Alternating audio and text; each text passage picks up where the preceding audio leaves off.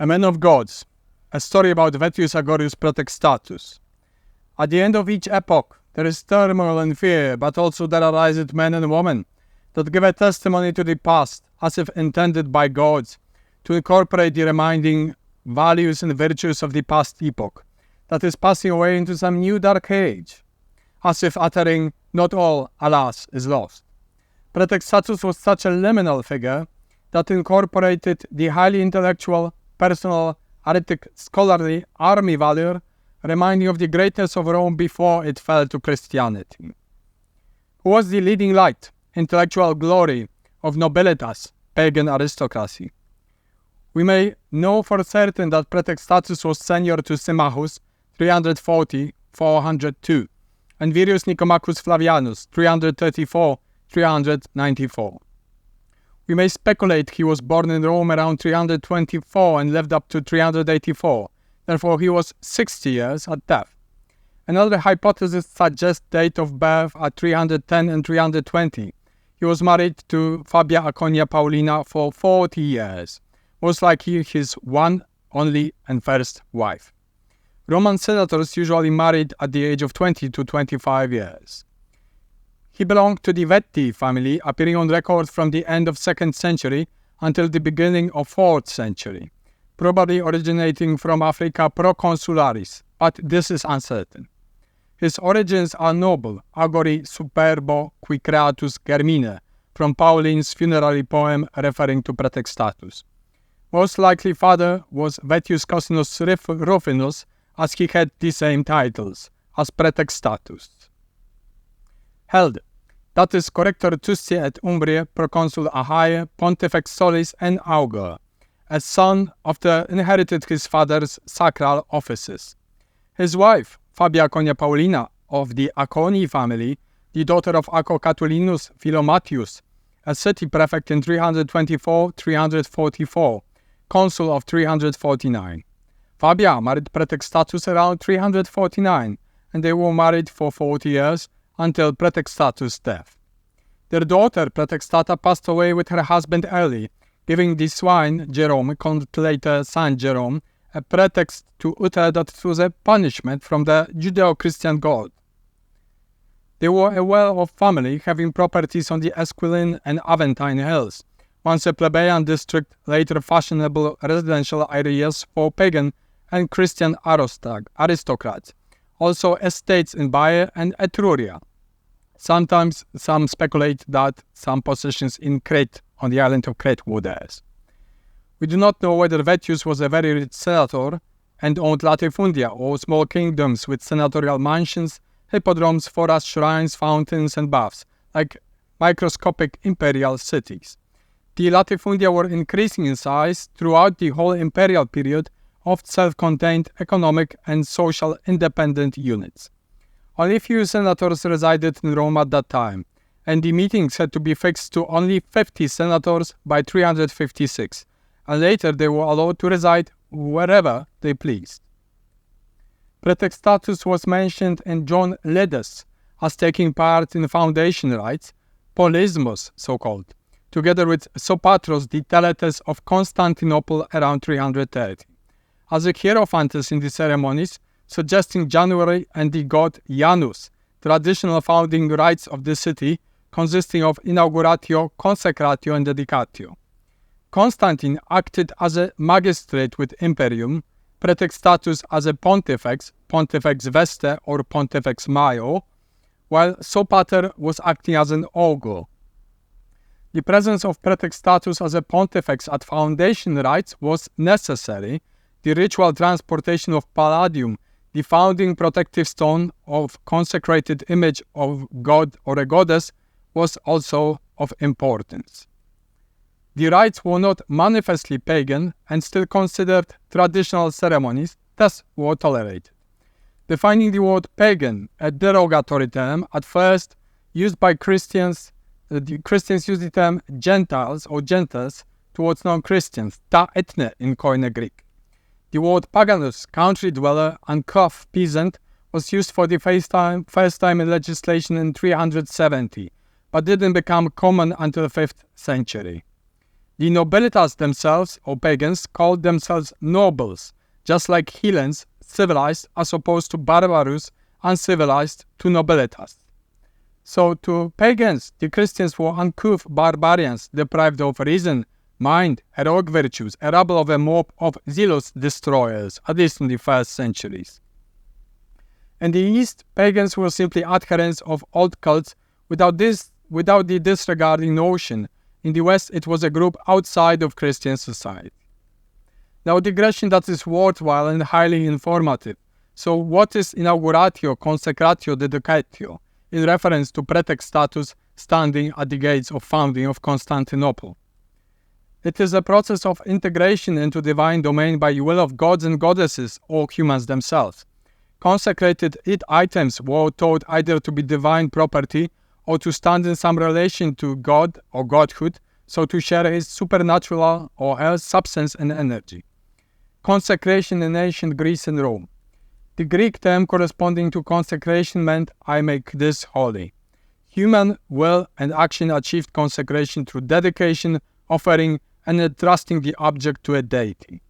Any object offered to supernatural forces was an act of consecration of that object, while telein meant to complete a holy act. After the spread of magic, incantations, and oriental cults, teletike referred to a set of instructions on how to achieve consecration. In Rome, consecratio was more formal than in Greece, though the general approach was similar. Consecratio was different from dedicatio. Consecratio was the transfer of an object into the domain of a deity as res sacra, under the care of the state, while res religiosa referred to private consecration, dedication not belonging to the state. Dedicatio was the relinquishment of the offered object to the deity, seeking divine approval of the act. Dedicatio was performed by a high official or an officially chosen private person. A pontifex, heathen, nobilitas, pagan pontifex, presided over consecratio. These two procedures were combined. A magistrate dedicated through the pontifex and the pontifex consecrated. The pontifex recited the dedicatio text, which the officer or official repeated while touching the building, being dedicated. Private dedications also needed state involvement for consecration purposes. Legally, consecration of land and buildings was only possible in Ager Italicus, and not in Roman provinces, meaning res sacra was not considered there. Inauguratio was a ritual preceding the consecration of temples, involving augurs in the selection of the temple site, defining the boundaries, hermeneion, hermetica, of the sacred space, purification rites, exauguratio or evocatio, to remove a previous older presence from the site, and prayers regarding the sanctuary borders. Now, Vettius Agorius Praetextatus, erudite Roman scholar, nobilitas never converted to Christianity, and most aristocracy at that time was at least nominally Christian. They coexisted in regular peace, so they have a shared aristocratic code of life, amicitia. So as long as the code of aristocracy and senatorial ranks was shared, it was more important than religion and religious differences. Now, what do we know about views on Vettius Praetextatus? Jerome, Saint Jerome, a Christian writer, had a negative and vicious stance towards him as a no one. He was mentioning Vettius Praetextatus in 2 letters and a pamphlet, Contra Ioannem Hierosolimitanum, written to Pomachius. He also criticized Rome as a whole and Bishop John of Jerusalem in 397 in particular. Jerome was a violent figure and with a violent intent, attacking only large figures he wouldn't live up to or ever be. He was a typical Christian. Praetextatus was too large of a figure for Jerome to ignore, and his death caused so much grief that Jerome couldn't resist but attack the figure that was loved throughout Rome. Jerome slandered Praetextatus as miserabilis Praetextatus and homo sacrilegus et idolorum cultor. Next time you see a church dedicated to Saint Jerome, think that he was a vile swine. Aurelius Symmachus, friend, rhetor, most distinguished orator of his time, portrays Praetextatus as a virtuous man an excellent magistrate of res publica. Ammianus, a historian, mentioned Praetextatus 3 times in Res Gestae. It was written in 390, and he met Praetextatus in Rome in 380s. Praetextatus portrayed as preclare indolis gravitatisque praesque senator, who acts with honesty and probity, for which he was known since early youth. Per integritatis multiplices actus et probitatis quibus ab adolescentia rudimentis inclaruit. Macrobius, a posthumous afterlife making of his history of Praetextatus. It was 50 years after Praetextatus' death, written most likely in 430. The work in question is Saturnalia. He portrays Praetextatus as nearly superhuman in his tranquility, clemency, and gravity. Intellectual leader of Roman nobilitas senators with indisputable authority on religious matters. Princeps religiosorum, sacrorum omnium presul, sacrorum omnium unice constitus. Now, Zosimus, in his Historianea from the 5th century, he was a Byzantine historian. He described Praetextatus as supporter and defender of Hellenic cults in Greece, Achaia. A hierophant called Praetextatus is mentioned by John Lidus, a Byzantine antiquarian writer who died around 557, in the work called De Mensibus. Most likely he was a residing hierophant at Eleusis and initiated Emperor Julian himself into the Eleusinian mysteries, Aner and Passais, dia Prepontais Aretais. Praetextatus led the embassies of Roman senators when Emperor Gratian refused the title of Pontifex Maximus on Christian ground, and possibly an appeal for restoration of the statue of victory in the Senate, as well as influencing Symmachus' famous appeal for religious tolerance in his third relatio.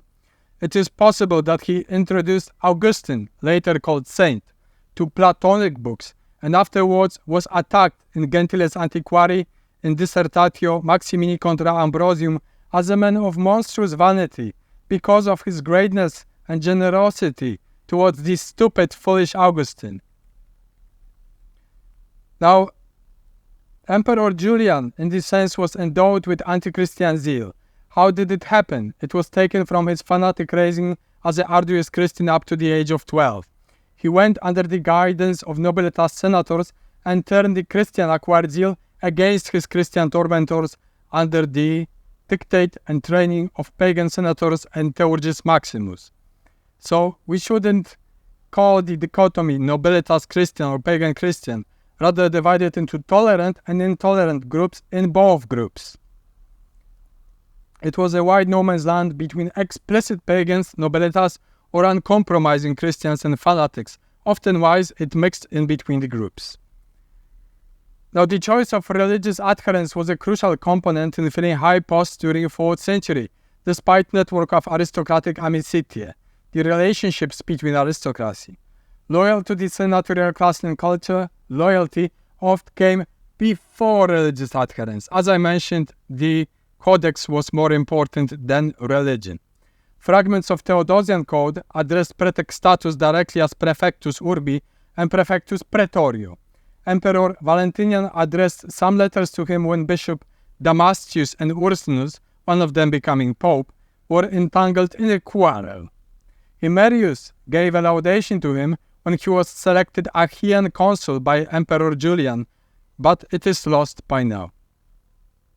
So I will continue this lecture. This is just the first part of a 3-part lecture about Vettius Agorius Praetextatus that I am intending to make, contributing, I hope not in vain, and in most